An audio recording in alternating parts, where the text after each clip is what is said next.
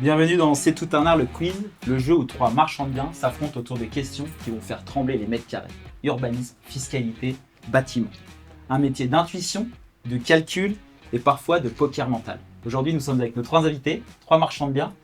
Enchanté, Sofiane. Bonjour, Sofiane Merchiche, marchand de biens et promoteur immobilier dans le secteur du trade. Enchanté. Bonjour, Florian, marchand de biens en Lorraine, sur la région de Metz. Bonjour, Julien, marchand de biens, plutôt région parisienne, est, sud-est. Bon, on va faire un petit jeu aujourd'hui. Donc, je vous explique rapidement les règles. On va faire un premier vrai-faux, après un deuxième chiffre et dilemme, troisième technique et le quatrième sera un fast game. Est-ce que vous êtes prêts? C'est parti. Allez. Est-ce que vous pouvez tester vos buzzers, les gars? Ah, ça vous aimez, je sens qu'on apprécie. Donc on est sur un vrai-faux. Un marchand de biens peut récupérer la TVA sur les travaux s'il revend dans les 5 ans. Faux. Faux, c'était vrai. Les gars, vous pouvez buzzer. Après, deuxième. Un permis de construire est automatiquement accepté si la mairie ne répond pas dans les 2 mois. Vrai, Vrai. tacite. Tacite. Question numéro 3. La taxe d'aménagement est due uniquement à la première vente après travaux. Et oui, Bien joué. La question numéro 4. On peut diviser une parcelle sans géomètre si c'est entre héritiers. Faux. Oh, bien joué, ça Sofiane. Julien piège. non, quand même. Le délai de purge des recours des tiers est de 3 mois. Vrai, Faux, effectivement, c'est faux. C'est 2 mois, C'est deux. plus le recours administratif d'un mois. Numéro 6. Une division en volume nécessite un bornage. Eh ben non. Bien joué. Question numéro 7. Une SCI à l'IS peut bénéficier du régime de TVA sur marge. Non, Non, faux. c'est une alias. Est-ce qu'il y a pas de télé? Question numéro 8. Un local commercial peut être transformé en logement sans permis de construire. Faux. Faux. Bravo Sofiane. Une maison en zone agricole ne peut jamais être rénovée. Faux, peut-être qu'on aurait. Oui, effectivement. Ça faire. Effectivement, ça fait. L'affichage du permis de construire doit être fait par huissier. Pas obligatoire, mais conseillé. Bonne réponse sur cette première partie. Nous allons passer à la Merci. deuxième. Chiffre et dilemme. L'objectif, c'est que chacun de vous doit donner un montant, un chiffre, et celui qui se rapproche plus de la vérité va donc gagner le point. C'est parti. Quel est le prix moyen au mètre carré à Mulhouse en 2025? C'est une question pour toi, ça. C'est pour toi, ça. C'est En Lorraine, je suis pas Alsace, non, j'ai pas tout. Tu commences à répondre. Un chiffre, les gars? Bon, allez, j'y vais moi. 1800. 1200. 1900. On est à 1400 euros Oh. du mètre carré. Bravo. C'est pas cher, mais Question numéro 2. La durée moyenne d'obtention d'un permis de construire en ABF. Combien de temps il faut pour obtenir un permis de construire? Un mois de en général? plus que sur le papier. qu'en général. Sur le papier, mais je te dire 6 mois. 4 mois. Bah, je vais dire 5, hein, du coup. Ça lui va gagner. Entre 5 à 6 mois. Mais ouais. Un ex-aequo, on a un ex-aequo sur cette manche. Quel est le coût moyen d'une toiture en tuiles plates hors pose en mètres carrés?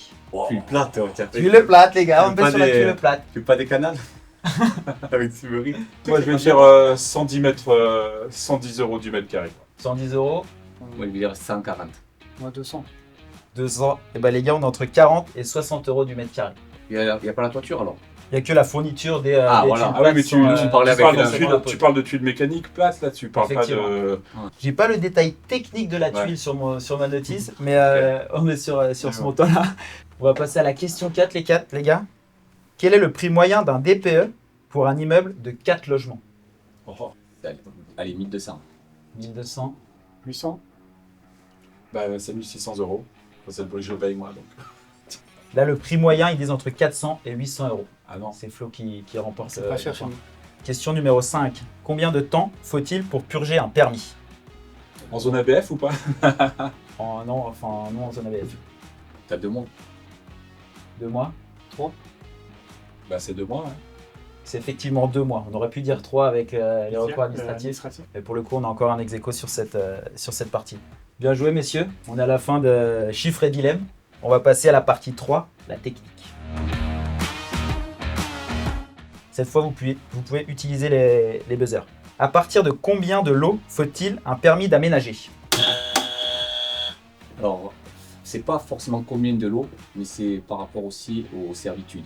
Mais dans la réalité, c'est plutôt à partir de 4 lots. Ok, la réponse est pas juste pour moi là. Sur le coup, est-ce que quelqu'un d'autre a une... C'est dès qu'il y a un équipement en commun entre les parcelles. Ouais, Moi, j'ai Et cette ça peut être réponse-là. Moi, j'ai cette réponse-là aussi. Dès que tu as une partie commune en fait entre plusieurs lots, tu ne peux pas éviter le. la question, c'est à partir de combien de lots? Il en faut au moins 2. Si tu n'as pas de partie commune, voilà. Oui, mais si tu as un bâti existant, tu peux te servir de la servitude pour éviter le PA et passer par une DP. Les gars, on est des marchands de biens, Ah, hein, non, c'est pas sérieux là. On a tous bon en fait. Vous avez tous un point pour tout le monde sur Ouais. celle-là. Elle était pas On n'a pas facile. compris tous la question de la même façon. Donc, c'est ça. Question à préciser, vous avez raison. On passe aux questions 3. Cette fois, vous pouvez utiliser votre buzzer. Quelle est la pente minimale recommandée pour un toit de terrasse? La pente minimale. 3%. Pas 3%. Non, le minimal, c'est pas ça. Bon, alors ça va être 1%. C'est entre 1 et 2%, effectivement. Moi j'aime bien mettre 3% avec un point bas et un point haut. Effectivement. Quelle est la surface déclenchant l'obligation d'architecte pour un ERP? Oula là les gars, on y va là. Là on est parti. Sofiel, Le RP, t'as dit, hein, dans un ERP, ouais. 130. Non. Je pense que c'est l'ERP qui me... Ouais, c'est le RP qui à la me- fin qui a fait trop vite. Ah oui, c'est le RP qui m'a. Moi, j'avais pas. Bah, si c'est comme le reste, c'est 160 mètres carrés, c'est ça? Ça se manque, ouais, c'est pour la 160, moi je dirais. On n'est pas loin, c'est 150 mètres carrés pour le coup. Ouais, c'est Qui est... Le point pour Julien, allez c'est parti. Allez, on le fait cadeau. Question numéro 4. Quelle est la durée de validité d'un certificat d'urbanisme opérationnel? 18 mois. 18 mois, bravo Yep. Flo. Oh, bravo. Question numéro 5. Peut-on rénover en zone inondable? Oui. C'est parfait, on est sur oui. Oui, sous conditions strictes. Il y a quand même des normes particulières pour rénover dans ce genre de zone. Mais effectivement, on peut le faire.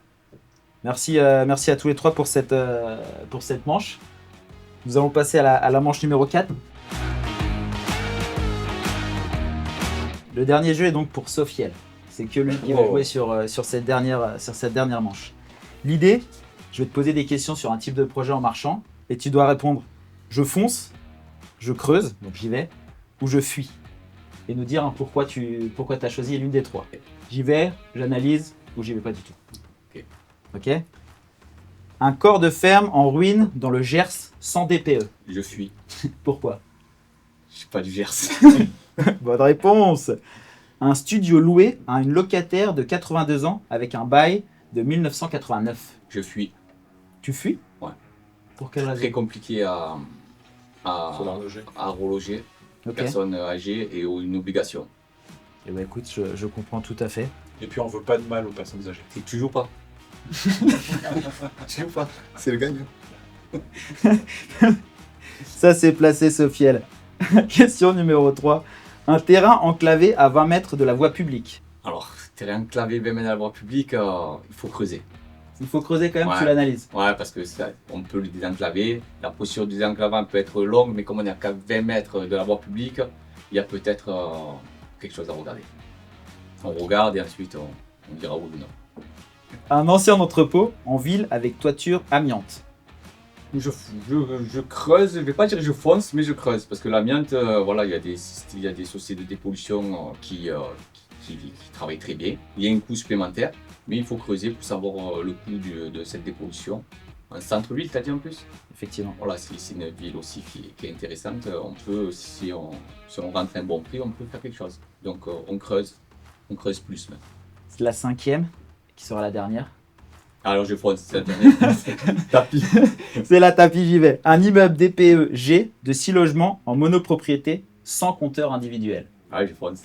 Ah, c'est là Je on fonce. fonce parce que même s'il n'y a pas de compteur individuel, on va obtenir des compteurs. C'est notre métier qui veut ça, donc division et ensuite travaux. Donc pour un marchand, c'est l'idéal. Donc la valorisation d'un bien avec la division et des travaux dans un secteur où il y a de la demande, c'est quelque chose qui ressemble à une belle opération de marchand de biens. Belle analyse, Sofiel. Merci à tous les trois d'avoir participé à ce jeu. Sophie elle a gagné sur cette manche. Bravo. Merci. Bravo. Merci. Merci. Merci à vous À tous. jamais les premiers. Allez l'OM. Merci à vous tous d'avoir regardé C'est tout un art le quiz et au plaisir de voir sur un prochain épisode.